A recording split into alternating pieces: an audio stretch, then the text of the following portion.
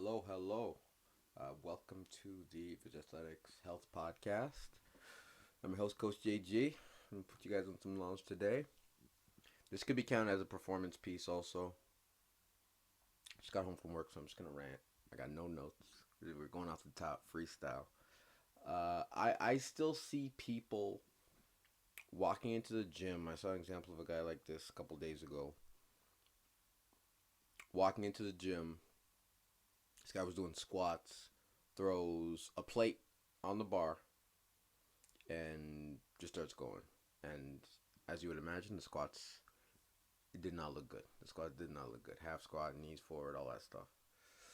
Um, and I want to discuss, like, why are people still doing it?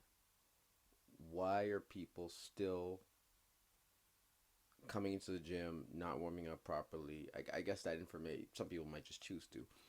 But I guess the information is still not out there as to how much your body benefits from mobilizing before training, how much your body and your joints benefit from getting warm, getting sweaty, getting active, the right muscles getting active before training.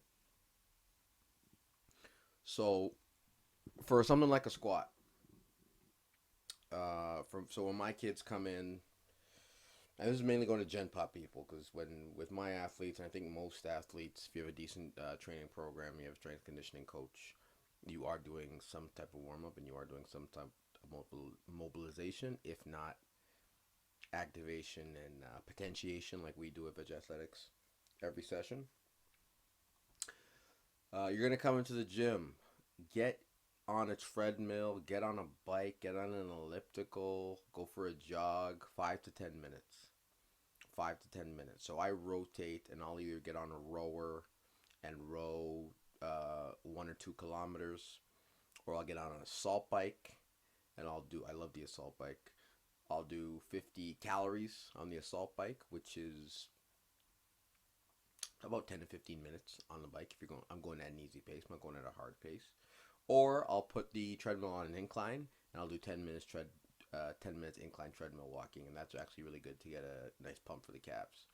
And my calves are pretty skinny calves. So every rep that I can do on an incline that helps grow the calves is awesome for me.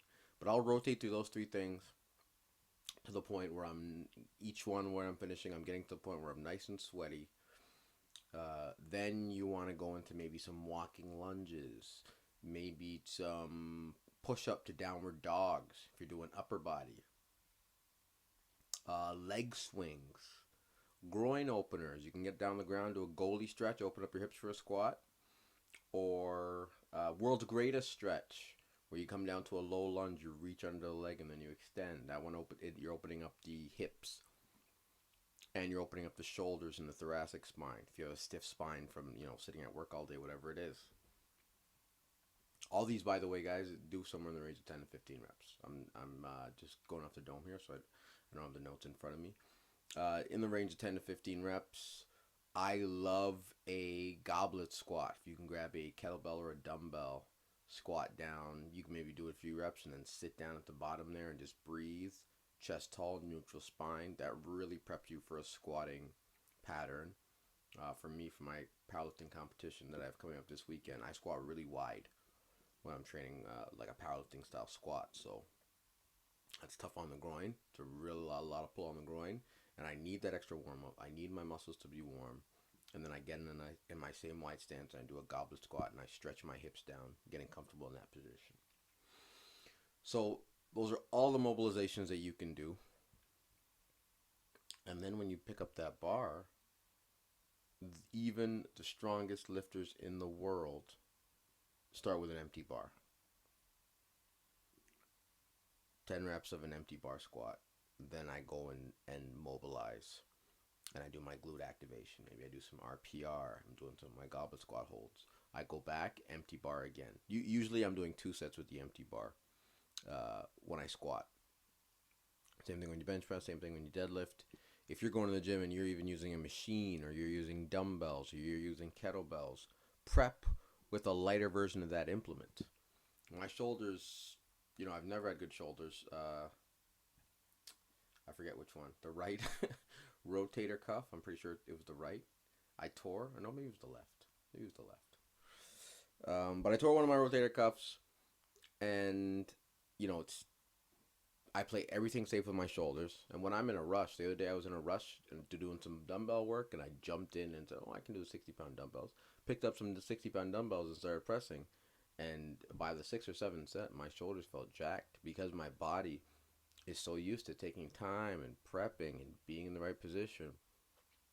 And the older you get, the more competitions your body has, the less you can get away with. So, I've strained my hamstring going in the gym again, being in a rush. Maybe this guy was in a rush, and doing walking lunges. I'm gonna pick up these 50-pound dumbbells, do some walking lunges, bang, strain my hamstring because it wasn't warm enough, and it wasn't exposed enough for that range of motion or for that length, right? So anytime I get little nicks and injuries like that, I feel like an idiot because it is so easy to stop. It's so easy to prevent that by just doing a proper warm up. It takes 5 to 10 minutes. If you can get in the gym, if you only have 30 minutes to get in some work in the gym, spend 10 minutes of that doing a warm up. I'm telling you. I'm telling you. So, this is my announcement, my what's it called, PSA, public service announcement. Just do a little warm up, man. Just do a little warm up, um, and improve your range of motion, and improve your movement, improve your body quality, tissue quality. Sorry. Then I'm gonna go into the next thing. Let's keep ranting. Let's keep ranting. Should I keep ranting? Yeah, keep ranting, Jay. Should I keep ranting? Yeah, yeah, keep it up, keep it up. Okay. The other thing that I saw is I see guys in the gym and they are loading like I don't know 3 plates on an incline press with their boy spotting them and lifting like 80% of the weight. I seen guys doing 3 plates on a incline press, 4 plates on a bench press. I see guys standing uh behind their buddies. One guy behind his buddy while he's doing a cable pull down. While doing a cable pull down and helping him pull the cable down as like a spot. Lifting his arm up, lifting the weight with him when he's doing a bicep curl. People, people, we need to stop, man. We need to stop.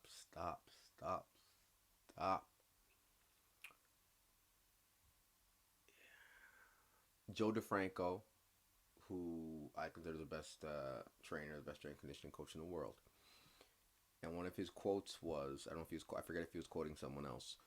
Don't build strength over dysfunction. Don't build strength over dysfunction, which I think a ton of us have done, but before. Most guys probably have built strength over dysfunction. But if you are super maximally loading, if you are loading more weight on a bar than you can handle, and you need someone else to help you control that weight or a cable or whatever it is, that's another issue. I'll get to in a sec. You are loading strength on top of its function. You cannot perform that movement functionally. And now, of course, especially with someone else like moving the bar with you, and you don't know how much you're pushing and whatever it is, you're creating more dysfunction. Creating more dysfunction. You're putting your joints at risk. It's just dangerous in general. Um, to be just loading that much weight uncontrollably on top of a bar. So, you guys are hearing this from a powerlifter. I get people to spot me all the time. But I'm telling that person like, yo, don't touch the bar. Don't touch the bar. If I need you, I will say up. And that's how a spot should work. Now, I think bodybuilders and stuff like that have maybe forced reps where you kind of need that person to save you at the last minute.